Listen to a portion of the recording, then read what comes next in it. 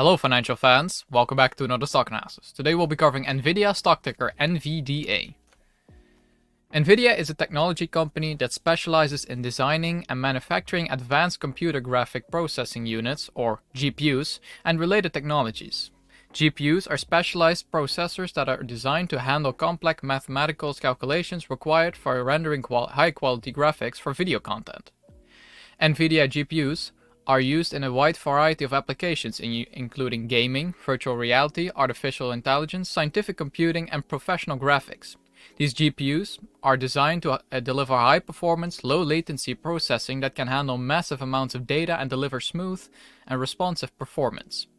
In addition to GPUs, Nvidia also offers a range of software tools and development platforms that enable developers to create and optimize their applications to take full advantage of the power of Nvidia's hardware.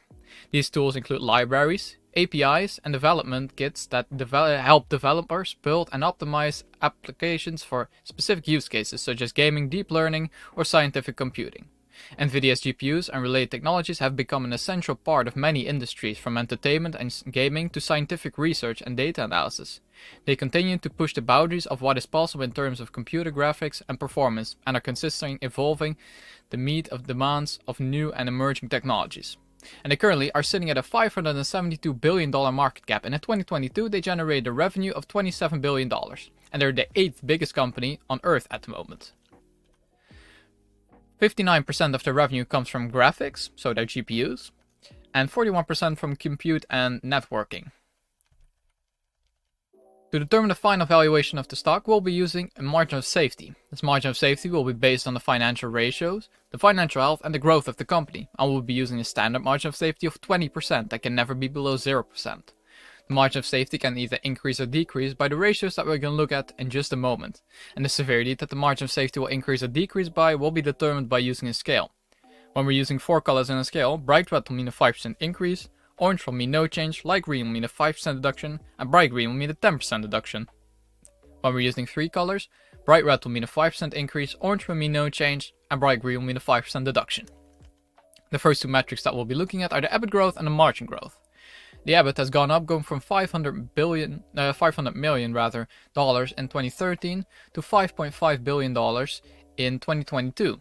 The average EBIT growth during this period was 42.5% average, and that is a 10% deduction from a margin of safety.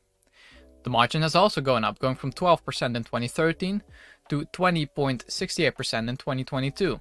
The average margin growth was 10.6%, meaning another 5% deduction from a margin of safety. The final two ratios are the debt to EBITDA and return on invested capital. To get a debt to EBITDA ratio, we have to take the debt of the company, subtract the cash from it, and divide it by the EBITDA.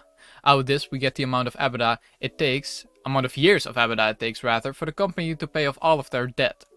For Nvidia, you can see on the graph bottom left, or top left rather, you can see that their cash position is currently larger than their debt, meaning they can pay off all of their debt with their cash. In this case, that's a 0% debt to EBITDA ratio because Nvidia has no net debt, which is a 5% deduction from a margin of safety. And this with a very high return on invested capital sitting at 36.1%, meaning that their management is very effective in allocating capital, which in this case indicates a 5% margin of safety deduction. Looking very good so far for Nvidia. Let's go look at the valuation models next to determine the intrinsic value of Nvidia. The first valuation model that we'll be using is the discounted cash flow model. I've imported the free cash flow of Nvidia going from 2015 to 2022. The average annual growth rate in free cash flow during this period was 29.24%, and I'm projecting expected growth rate in free cash flow for Nvidia of 20% over the next 10 years. Seeing as they have dropped their free cash flow a lot in 2022, I think they can achieve this. With this percentage, we can determine the future free cash flow of Nvidia and determine the terminal year valuation using a perpetual growth rate of 3% and a discount rate of 9%. Doing this, we get a sum of free cash flow of $199.6 billion, and to get our equity value, we have to subtract or add the cash and equivalents and subtract the debt, leaving us with an equity value of $201.9 billion. And all that's left to do to get a discounted cash flow price per share is to divide it by the amount of shares outstanding, leaving us with a price per share of $81.11, which is a 65.28% downside from the current price. The second model that we'll be using is the multiple valuation. In this model, we look at similar companies to Nvidia, look at their stock price and their earnings per share. This way we can determine the average PE multiple in the industry. In this case, I went for only AMD since they are, I think, the closest competitor to Nvidia and the most similar company. In this case, the average PE, in this case the PE of AMD, is 92.48. All that's left to do to get a fair value then is to multiply by the earnings per share that Nvidia is generating, which is $2.35 a share, giving us a fair value of $217.32, which is almost 7% downside of this model. The third and final model that we'll be using is the mean reversion theory. In this model, we go by the theory that a company will always trade above or below its mean. And the metric that we use to determine this is the PE ratio in this case. The average PE ratio of the past 5 years has been on average 52.49 and the current PE ratio is 99.49, meaning that it's currently severely overvalued on the PE.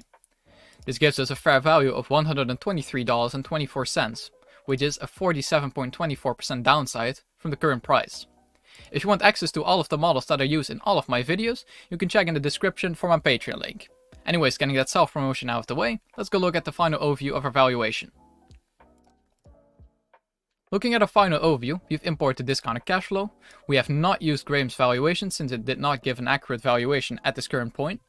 We have imported the multiple valuation and the mean reversion theory price per share, giving us an average of $140.56. A margin of safety I've determined earlier, using a standard margin of safety of 20%. This is supposed to be 20%, deducting it by 5% for the debt to EBITDA, another 10% for the EBIT growth, 5% for the margin growth, and 5% for return on invested capital, leaving us with no margin of safety at all. This gives us a same fair value as the average out of all of the models. And with the current price of $233.60, we get an almost 40% downside. If there's any other companies that you would like to see me cover on this channel, please let me know in the comments, and thanks for watching.